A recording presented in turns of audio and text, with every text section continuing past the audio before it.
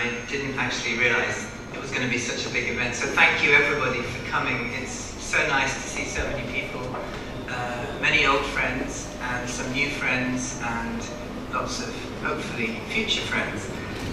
So thanks, it's a real pleasure to be at ULAB. I'll do my best to stay focused. And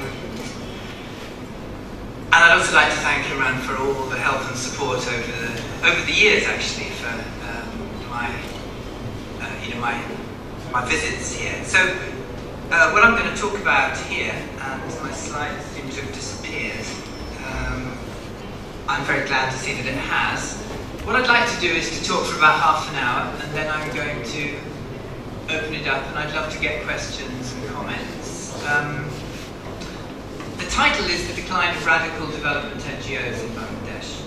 And what I'm going to talk about is the need to look back and learn lessons and to recognize that when we're thinking about the worlds of policy, the worlds of international development and local change, we have to think historically. And my starting point is the idea that one of the things I've started to notice and feel more and more strongly about and more irritated by, we're very focused on the present, we're very focused on the future, we're not focused enough on the past.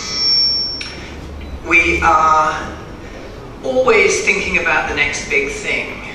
And it seems to me that when it comes to policy, we have to look back and understand experience and not make the past invisible. Every policymaker, every organization is trying to pretend that what it's doing now is better than what it was doing in the past, and that what it's going to be doing in the future is going to be better than what it's doing now. And I think this is part of a wider malaise or problem, which is that in this current neoliberal age, we're more and more making a fetish out of novelty and innovation. Everything has to be new, everything has to be innovative. And I'm sure that you're familiar with the way that in the world of development, new terms are constantly being invented. We used to talk about NGOs, and then suddenly we were talking about civil society. We then move on and we're talking about good governance. There's this constant reinvention of the terms, of the labels. We used to talk about marginalization. Poverty is marginalization. Then we started relabeling it and talking about poverty as exclusion. Now, the difference between marginalization and exclusion, it's a difference in language, but why do we keep changing these terms? Why do we keep changing this language? And I'm arguing that it's because we don't really want to learn from the past. We don't want to stand still long enough to learn from the past. And we risk reinventing the wheel. Lots of different factors are driving this in development. You have people who are only in development jobs for a short amount of time. You have organizations with low levels of institutional memory, so no one really knows what happened before. You have agencies that ignore reports and put them on shelves and ready to move on to the next thing. Nobody wants to deal with failure, nobody wants to deal with the difficult questions that arise when things don't go according to plan. So this is the context in which I wanted to do my talk today about NGOs. And let me move on then and say a little bit about the NGO sector. In some ways, NGOs is another one of these development fashions that suddenly appear. So I mean, I'm quite old now, and as Imran said, I've been coming here now for nearly 3 decades. And before I came here, I did a master's in development studies. And in my master's in development studies, this was in the early 1980s, I think I'm right in saying that in the entire year that I spent at Cambridge doing development studies, the word NGO was never mentioned. Okay?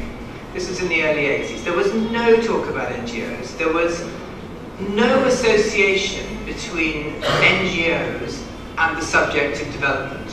Whereas today, it seems to me that when people talk about development, it's almost like they think the subject is NGOs.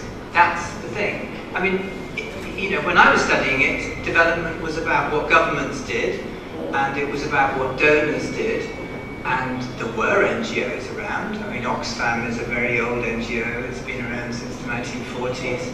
You know, Save the Children has been around since the early 1910s or 1920s, but you know, they weren't considered, you know, significant. So anyway, NGOs in Bangladesh, one of the things that is most well known about Bangladesh is that it has a big NGO sector, and it's rightly celebrated for the scale and the achievements of its NGOs. And I think it would be fair to say that Bangladesh probably has a larger NGO sector or community than many other countries. Why is that? I think there are all sorts of quite complicated historical reasons why the NGOs have evolved in Bangladesh the way they have, and it's a distinctive historical formation that is not found in any other country. The reasons, I would say, are to do with rich traditions of voluntarism and philanthropy in the region, in Bengal, in Bangladesh itself, given the distinctive history, the social movements, the activism, going back to the colonial period, and the various crises that led to the formation of Bangladesh in 1971. All of those local factors, plus some international factors as well. So the international donor community and the international NGO community, these have all been factors that have helped to shape what is a very distinctive and sector. And you know, today we find that NGOs are probably more visible here and more influential here than they are in most other countries.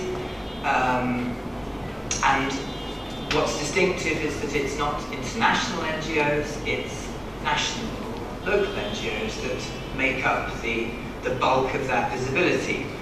A very high number of people in this country are to some extent using or in contact with NGOs. So, I mean, one estimate, 27% of the population use NGO services or participate in their activities, and that's more than twice the figure in other South Asian countries. You know, twice, you know, the South Asian average. Now, you know all this stuff. It's all very well known. I'm not really here to talk about this general thing. What I'm here to talk about this morning is what I'm calling a particular subgroup of the NGO community. And it's a group of organizations that I am calling, for the purposes of this discussion, the radical NGO subsector. Now, I know that some of you will say, well, you know, this is a slightly artificial construct, and I accept that.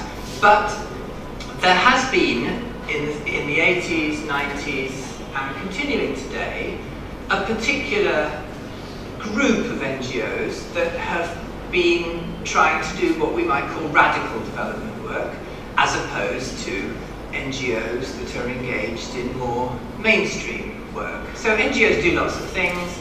Some NGOs are primarily involved in microcredit, some NGOs are primarily involved in providing health services and other forms of service delivery. And, you know, there are as many different kinds of NGO activities as there are development issues. But, you know, what I've been very interested in is a particular development NGO tradition around ideas of mobilizing the poor. And at the core of the Bangladesh NGO community, various organizations established in the 70s and the 80s with radical mobilization agendas around working with rural people, listening to them, helping to inform and organize and mobilize in order to take action which is essentially political and essentially aimed at changing the structural conditions that create and reproduce poverty, as opposed to simply helping people or providing them with services. And I put together a little group of the sort of organizations I'm talking about. So Prashika, established in 1976, a very high-profile NGO for a long time, involved with social mobilization of landless men and women, and also providing services. But grassroots group formation, conscientization, the influence of radical educators like the Brazilian Paulo Freire, and a whole range of other quite political ways of thinking about development.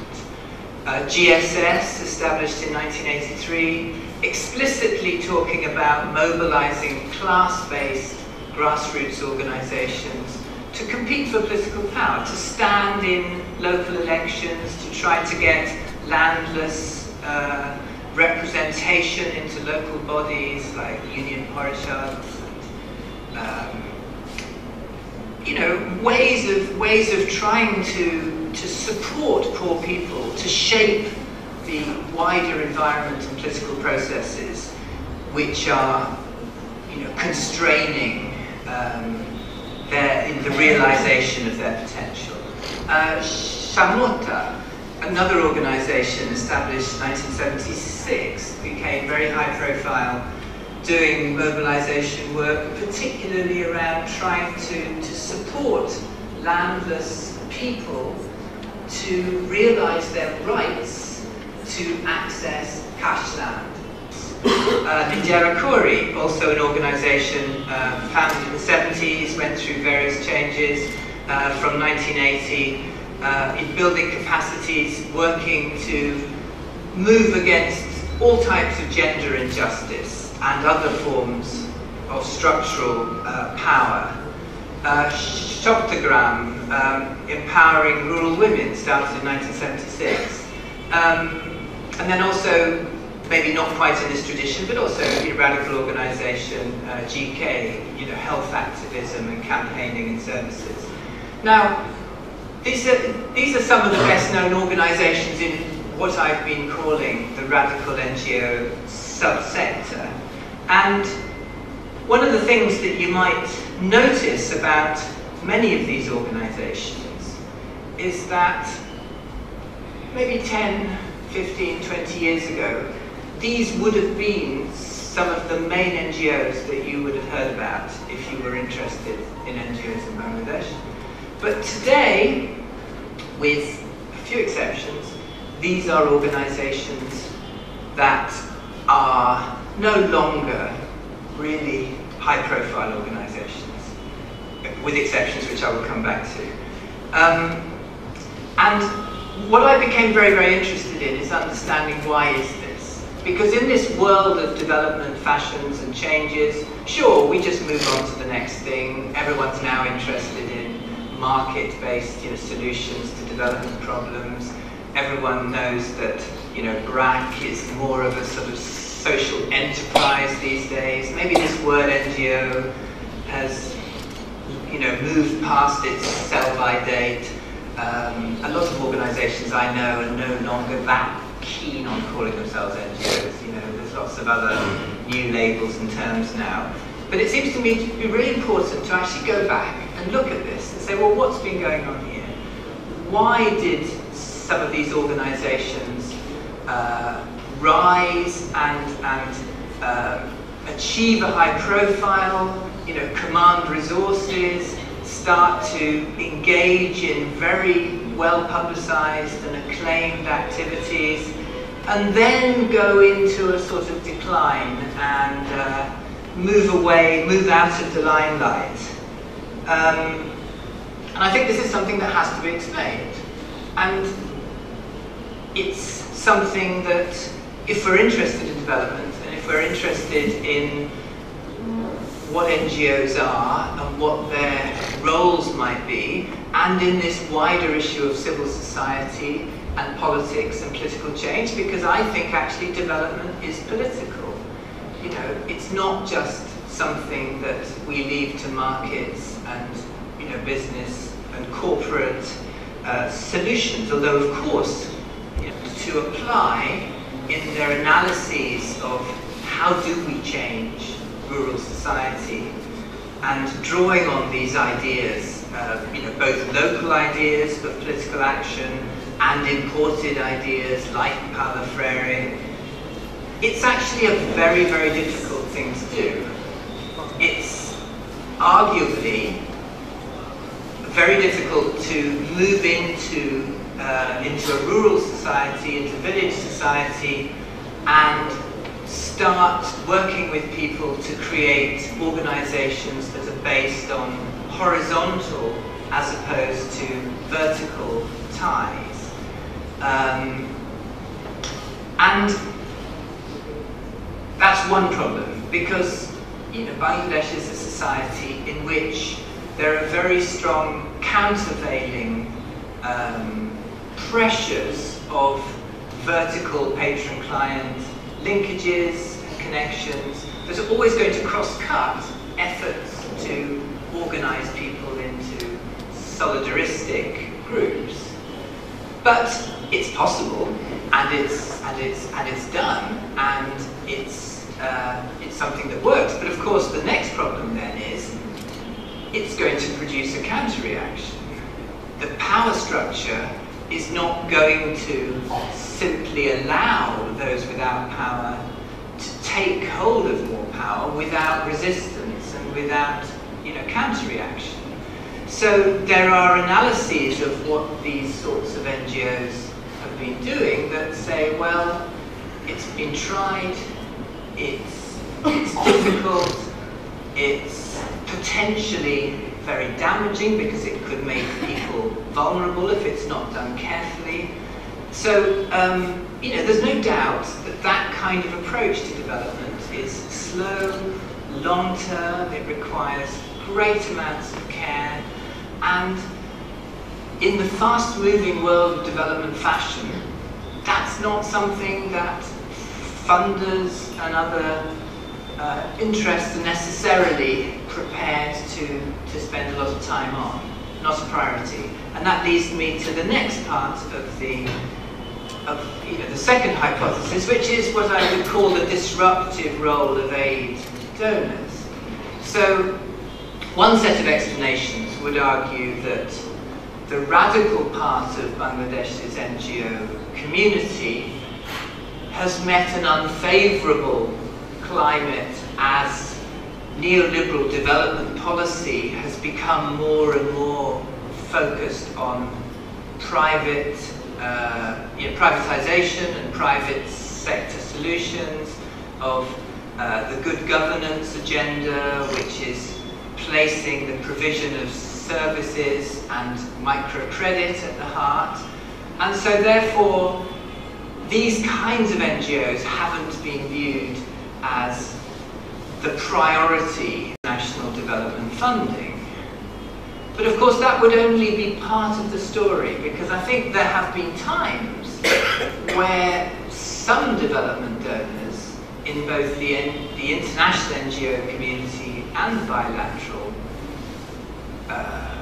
bilateral donor community have been quite interested in these kind of NGOs. And in the 90s, there were particular areas of interest where some of the donors started knocking on the door saying, look, we're actually quite interested in this.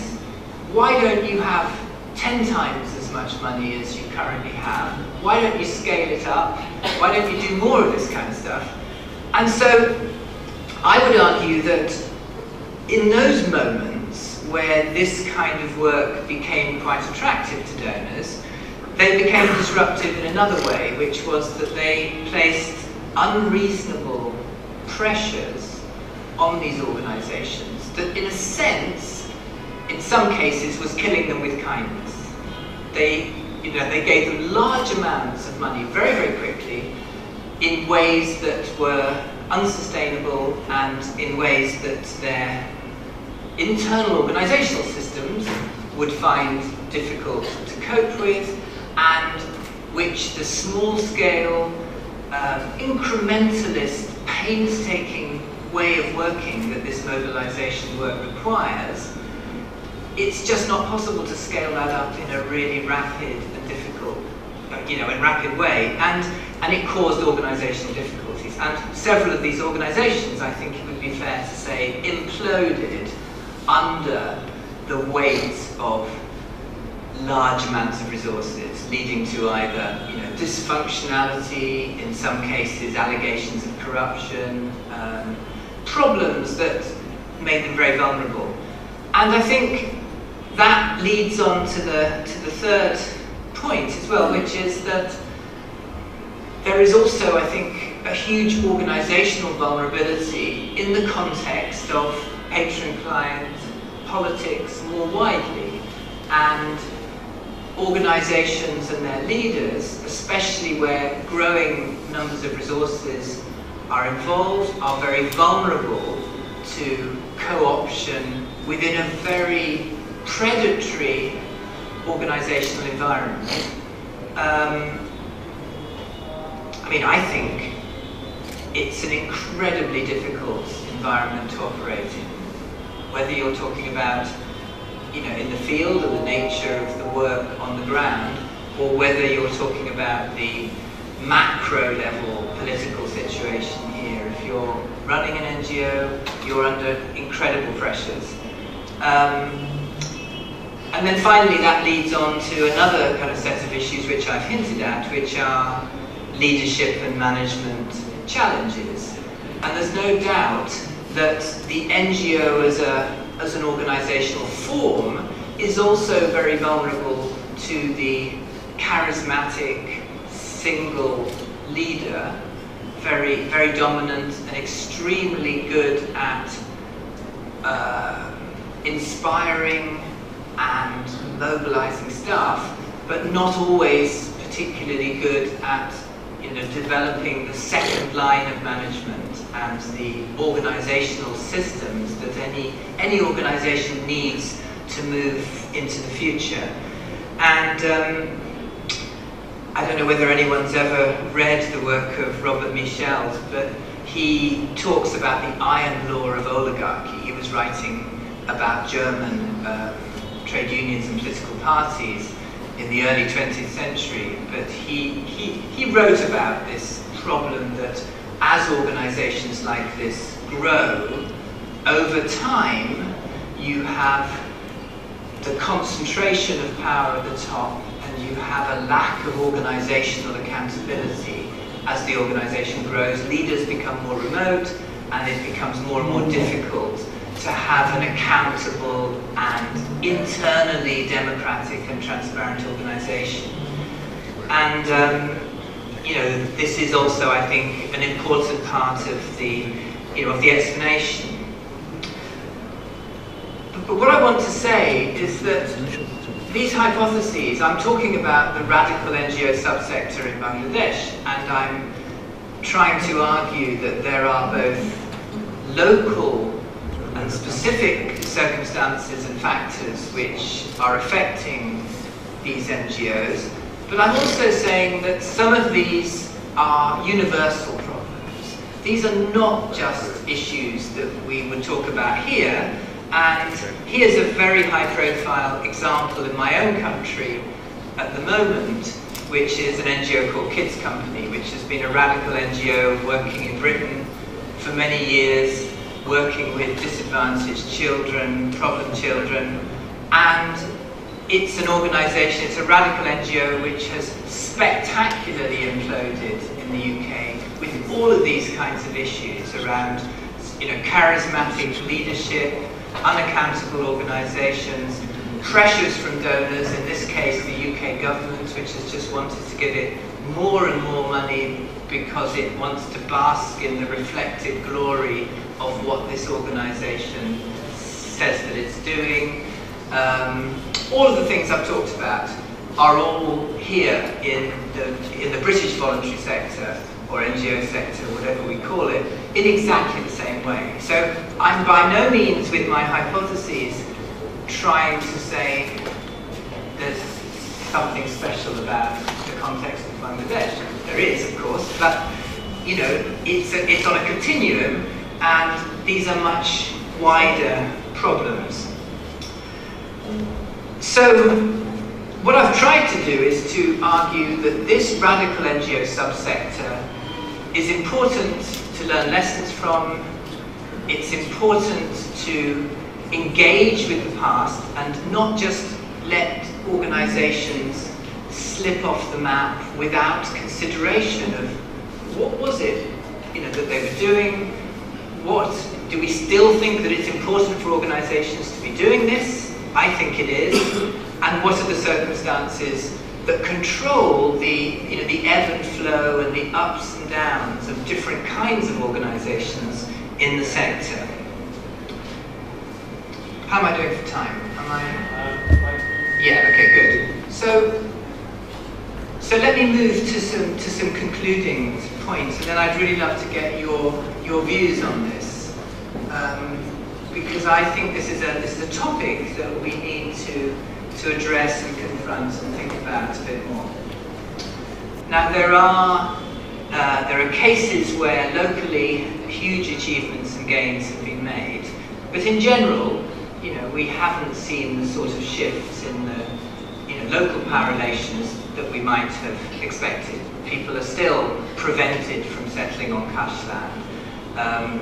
Women are still prevented from taking up meaningful positions in union parishads, or if they do become elected in a quota, it's very difficult very often to operate or to play decisive roles or to participate.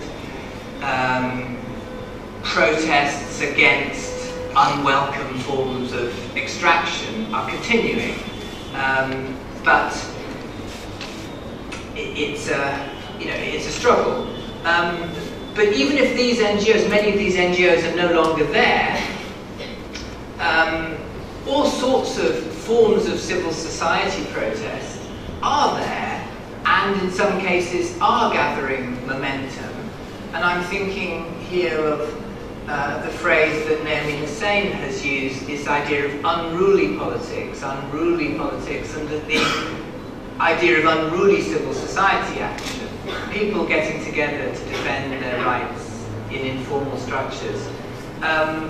Those kinds of protests, garment workers, informal trade unions, those kinds of protests are continuing, and I think hopefully growing. But what we also have now is the dominance of what we might call a business model of development. I would argue that this is not enough, and that we need to think about a civil society strategy which is based on addressing the structural conditions of poverty and not just market-based solutions. But I also want to conclude with a point about learning lessons. And one of the important lessons, I think, is that the decline of the radical NGO subsector, which I've outlined here, is not an inevitable one. It's not simply something that has happened because of the force of external circumstances.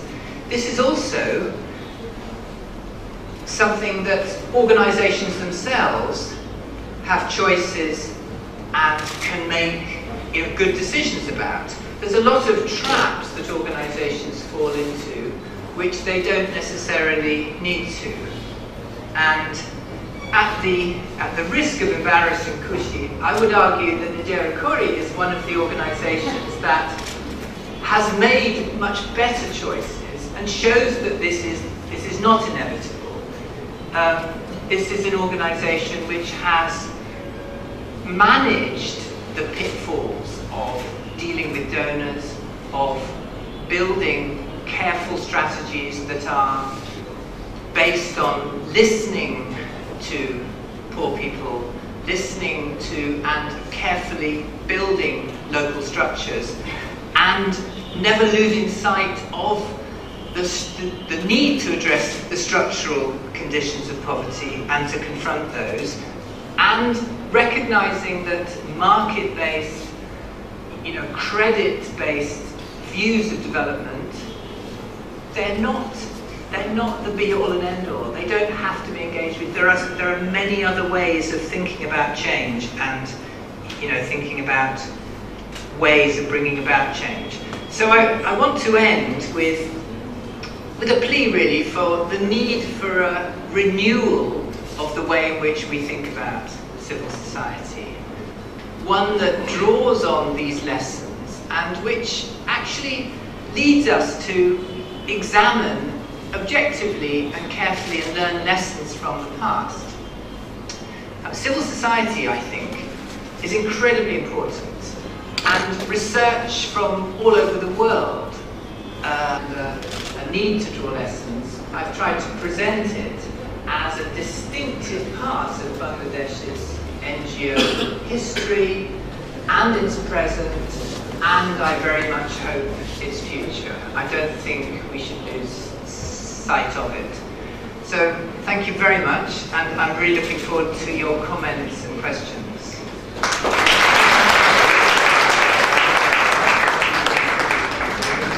Shall I just, yes, I'll just share it myself, shall I? Yeah, would you like to? I'm Malvin Harun. I'm an assistant professor in the General Education Department at ULab. And first of all, I want to thank you because your book, written with Katie Gardner, has been a Bible for us in our undergrad level. Thank you. Particularly for him. And now I refer you another book as text for my students here in Bangladesh Studies course. The way you presented here about the civil society, I myself find that a little bit discomfort about this term. The civil society, is it a unitary single community as you are referring to, or is it highly politicized and quite fragmented in different lines? And for a long time in our development sector, the civil society, even we take it as a single term, for long they failed to take the religious and other sentiments of people for being secular or pro-liberal, and this failure has been rapidly picked up by some other NGOs who are now training some other radicalism, that is the Islamic NGOs like Al-Rabita or Muslim Aid or some other NGOs, as you are of course familiar with.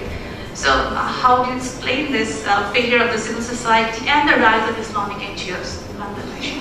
Okay, thanks. That's a lot of questions and a lot of issues. But no, first of all, I would agree with you that civil society is not a unitary idea. I think one of the things that I would say is that we have to have a discussion about what we mean by civil society in the context of Bangladesh at this particular time, and that we can't simply say civil society is the organizations and the values that we particularly might value or respect and exclude the ones that we don't. We somehow have to have it. Civil society, for me, is more of a discursive space in which one has to talk about ideas, about citizenship, civility, social change, small p politics, big p politics, values, religion, of course. So I don't think that you can talk about the failure of civil society, because I don't think it's failed. I think we could talk about the way in which civil society space has become constrained, we can talk about imbalances in civil society. And that's one of the points that I'm making, is that if we see civil society, if we see development NGOs as one part of civil society, then if we lose this radical NGO subsector, then we're impoverishing the civil society space, and we're losing perspectives and ideas which are really important. My name is Professor Nurul Alam. I'm শিক্ষকতায় আছি. First of all, let me congratulate and thank David Lewis for bringing this issue of what he calls radical development NGOs in Bangladesh. So when David indeed sent this invitation to me, because I have long association with him for the last 3.5 decades. So when I saw the title, The Decline of Radical Development NGOs, I was wondering, what is radical development NGOs? And then I was also thinking that why you have not given this with the inverted comma. Because I have a problem with this connotation of NGOs or prefixing NGOs with radical. And indeed, what is radical? Still, it is, I consider, an elusive term. As far as the NGOs are concerned, this is more true. So this is one of the observations that I want to make. Second, at the outset of your lecture, you said that you will be provocative. I will also be provocative in my comments and see how you react. First of all, when you said the decline of radical NGOs, I have my own thinking of the reasons for the decline of radical development NGOs, if it is radical at all. First of all, I think, perhaps you know more than me, because I know that you have conversation, consultation and contact with many of the NGOs personalities, starting from Mr. to the Farouk and others. So I will say that one of the reasons for the decline of development NGOs, if I don't use the word radical, is the ego of the persons who has established these NGOs. So NGO leadership has become very egoistic. I don't want to give any example for that, but I'm sure that from a significant knowledge about NGOs in Bangladesh, you can easily locate what I mean. Second, I will say that there is a kind of an attitude among these persons who has established NGOs that this is my NGO. Okay? My NGO. It's not our NGO. So this has created another crisis in the NGO sector, and it could not be a kind of a down to the earth reality NGOs in this country. So the issue of mine and our. Another issue is... address those in case there's more. I think those are two really good points that I can jump in. I'll just very quickly go through 2 or 3 other points. Okay? Then you can answer. These are related. Just I'll take 2 minutes. Okay? How much time do we have? You don't really have a lot of time. We don't have a lot of time. Okay, then. Let me take those two because they're great questions. And let me address those. Thank you very much. I mean, the first point about what is radical. I mean, that's a really important question. What is radical? And I think I know that there's a lot of strength of feeling about this whole idea of NGOs. But I would argue that, of course, the word radical only applies to a relatively small number of organizations. And I'm using it in a way that I've tried to justify with reference to particular kinds of radical philosophies and political analyses that these organizations would explicitly claim to be informed by. Now, we could, of course, find cases where they are using radical rhetoric without necessarily backing it up. But many NGOs would not want anything to do with these traditions of Freirean mobilization, for example, and would explicitly make claims to not be radical in that way. I mean, there are some very interesting examples of organizations that, for example, ASHA, the credit organization, it started with radical mobilization objectives, and then it made a very explicit statement and said, we're not doing that anymore, we're now going to do something completely different, and it became a credit organization. So I do think that there is a distinction to be made about this particular group, a subsector, and I would defend the subsector idea. I mean, your points about ego and everything, yeah, that's precisely the point that I'm making about the pitfalls of leadership. And the example I gave from the UK, the Kids Company, is precisely that problem. It's a huge vulnerability that civil society organizations or third sector organizations or NGOs, or whatever we call them anywhere in the world, are vulnerable to, because most of these organizations have their origins in a small group of people, or sometimes even one person, who draws people to them in order to take action about something. But I've tried to argue that there is a vulnerability there, but I'm also raising the question, and I don't know whether people agree or not, but it would be interesting to ask whether this radical NGO subsector is more vulnerable to those problems than other types of NGO, or less vulnerable. And maybe that's part of the problem. I mean, obviously, radical NGOs are more vulnerable partly because they are challenging more established interests than the credit organisation. The credit organisation may be challenging, in some sense, local money lending interests, but the radical NGOs are trying to make visible and address structural issues.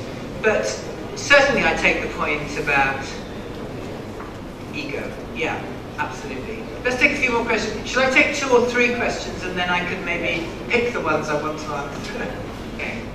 Thanks. I'm Tasmina. I am also a student of David. Just completed social policy development at LSE. Now's your chance to get your own back. Yes, exactly. And also hosted the show that David did last night, Imran. Yes. And working in a market development organization. I work for Swiss Contacts, and it's funded by Swiss, the SDC, which is the Swiss government. And one issue that I wanted to say is that, do you think, I mean, more and more effort is being given to accountability and reporting, as we see. I mean, I've been in this sector for 8 years now, and I see that it's more reporting than actual work. And when we look for local organizations, we also see that organizations that are less structured are less attractive to us. So do you think that has anything to do with the decline of, NGOs or civil society or grassroots organization or whatever you call it? Do you think that has anything to do with the decline? Yeah, no, that's a great question. Thank you. Yeah, maybe the lady there in green, behind it. Yeah. Well, David, thank you very much for meeting you once again. For your information, I have been carrying 25 years of experience working with BRAC, and right now I'm working with Green University as Vice Chancellor. So I would like to see, the word radical development in different perspectives, and I will leave to your comments on that. From my experience, what is said that there are different types of NGOs that have been working. Some of them are focusing more on service delivery approach.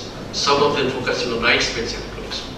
The issue that we have turned, they are basically focusing on rights-based approach, which are basically focusing on how the marginalized people are oppressed and not getting right kind of rights. Yeah. And that's why when they started this working, they faced difficulties. And another issue that we found, that at the very beginning of the development of NGO sectors in Bangladesh, the people, those who are in leading positions, they were extremely value-driven. And the people, those who like us, who work with NGOs, we are also working as a part of value-driven. We'd like to see and always try to put people in front of us and what we're dealing with. But later part, don't you think that this kind of value-driven perspective has been lost? And I would say one of the declining trend of this right-west NGOs is because of this, the value-driven perspectives. Please make your comments on that. I'll address. Hi, I'm Vasundhara. I'm from the Center for Sustainable Development. So my question is about the grassroots NGOs. They're now seen more as just an implementing organization. Like that's not where the innovation happens. It's more of what is written, you just carry out whatever has to be done. So why do you think this top-down approach has been taken, whereas NGOs are essentially as a bottom-up approach like we always talk about? Yes, thank you. No, that's a great question. Let me take them in reverse order then. So I think one of the issues that I would say, the reason for that is because under the good governance agenda that I'm arguing has become the norm, for donors, for governments, the most important thing that NGOs can do is to deliver services, to carry out, to be subcontractors effectively.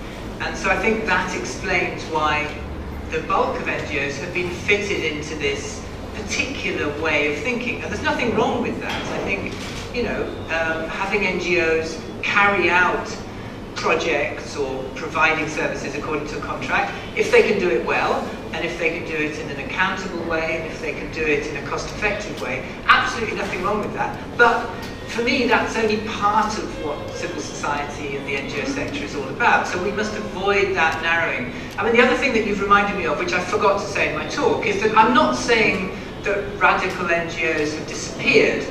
I think that there are a large number of small organisations around involved in rights-based work, from disability to human rights to environment to I mean a range of things. So I think what my talk was very much about these quite large-scale development NGOs that have a large on-the-ground presence, as opposed to the advocacy and rights organisations, and they are doing quite well, I think, and they've expanded, and there's a whole new generation of those kind of NGOs around.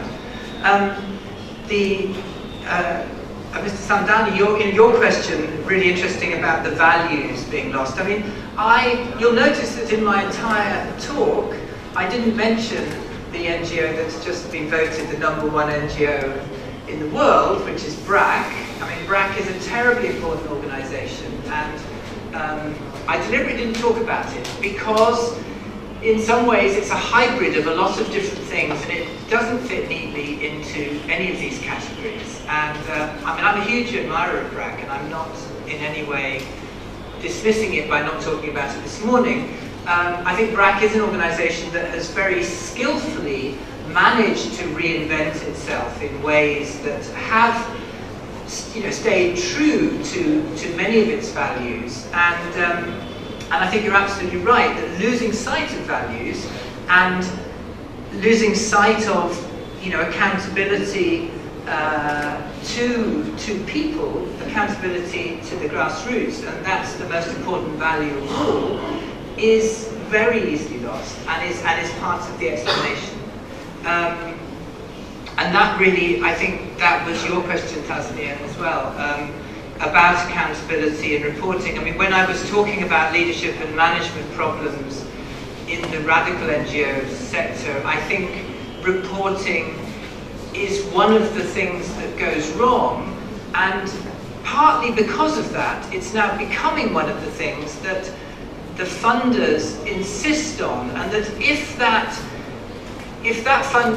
reporting is in place, then that becomes the main tick box criteria for judging success, instead of actually looking at the sharp end of what the organisation is doing and making that judgment there. So I'm saying you need both. I mean, of course organisations need proper accountability systems and proper reporting, but if they just have the reporting and they're not actually doing the work, then that's actually worse, I think. I'd rather have an organisation doing good work with no proper systems, which is possible, than I would the other way around. But ideally, you need both. Kushi. Yeah. Thank you, David, for a very interesting lecture. And I just wasn't going to talk, but then I just thought I'd just say that that a lot of the questions that have been raised are very pertinent, but I just don't want to end on a negative or a note that in Bangladesh, what you have called as radical development NGOs cannot exist. Yes, there's more money available as subcontracting, but that leads to corruption too, a lot of corruption. And I think it's very important that corruption in the sense that if you get the subcontract, if you have the right kind of contacts and you have the right kind of agency to be able to negotiate. And so that's corruption of a form. It may be financial corruption, it may be corruption because you have the negotiating ability. And that's where the money is. But I think the point that was raised is it is possible to stay on the ground. It's possible to not be dependent on one charismatic leader if the organization itself and all the people within the organization are equally committed and look at it as collective. So the ideological base, as you're talking, should not change with the change of the ideological base of the leader who had started it. I think it's very important that the leaders start learning to listen to the collective voice of everybody, including the people that they're working with, to understand that they stay on path. It's only when the leadership gets totally separated from the general, the people they work with, that's when this problem comes up of the leaders taking on a different role. And I just wanted to say that even with reporting, what we found in Ijarakuri, the reporting systems is required for accountability, etc., but it's very limited. It's limited because it does not give the wide range of the capacities and capabilities that are happening on the ground that are really, it helps us to focus that the actions we are doing is actually leading to what we want the change to happen, the radical change to happen. But what we do also is a longer report with case studies, which give the, what I would say, the actual, the language of the matter. But I just want to say it is possible for those who think that it is not possible to remain in the same kind of ideological framework of the 70s, 80s and continue despite all the problems and obstacles that you have faced. And thank you for mentioning us. I mean, Kushi, you made the very important point that what is being reported is of course of paramount importance, not just actually having reporting systems. So, I mean, that's absolutely critical. And very often the pressure is on reporting things that are of less importance than the core, the core work. Thanks, David, for your presentations. I have a question regarding the civil society. Is a theoretical notion, is a liberal perspective that Mary Calder's and James Salt mentioned about the liberal notion of civil society. And there is a critical view of the Gramscian view of the civil society. But your last points of involvement with the politics. And we have the experiences from the Proshitas, and we have also experience from the Dr. Yunus. And we have also experience from the Karmajivanani Shirin actors there. So how do we really see this sort of engagement? Because in the liberal notions, you cannot be part of the political party if you belong to the civil societies. And for the Gramscian, these are structural things that is inherited as part of the civil society. And if you see that this is the future, so involvement in the political party from the civil society or NGOs, so how this is feasible, given this two and the current experience. Thank you. It's an interesting question. I mean, obviously we haven't really got time to go into the many different theories of civil society that exist. I mean, you're absolutely right that it's a concept that that has a very long and diverse intellectual history, and I think in discussions like this we can really only use it as a kind of shorthand. people bring, I mean, that's the great thing about the whole idea of civil society, is that people even bring different definitions and theories of civil society to the civil society discussion. I mean, that's the kind of double movement of it, which means that, ideally that makes it productive and creative, So, but I think on the point about politics, I mean, first of all, we've got to distinguish between politics with a large P and politics with a small p. So, I mean, we know that here, at the moment, political parties, I mean, there is very little scope, for that. So you mentioned Prashika's strategy of a leader trying to engage with a political party formally. Didn't go well. You then mentioned another leader, Yunus, who talked about establishing a political party as a new entrant. That didn't go well. So, it's an incredibly sort of complicated issue. The point that I'm trying to make is that small p politics, first of all, is a part of development, and we have to keep it there. But also small p politics relates to big P politics in the end, because political leadership emerges, it has a personal dimension which comes through grassroots engagement. It has an organization, group dimension, getting involved in an organization. Someone who gets involved in a civil society organization is a potential political leader. They're developing the skills of political leadership or political participation. So I would see civil society, ideally, as a kind of laboratory, breeding ground, a training ground for political action. And it's the only hope that we have of identifying and shaping new, young political leaders, political activists to come up and change this terrible mess that we're in at the moment with conventional political parties, and also democratize those parties. I mean, that seems to me, you can't have democracy without a democratic political party structure. And, civil society to some extent is political parties, political leaders in waiting.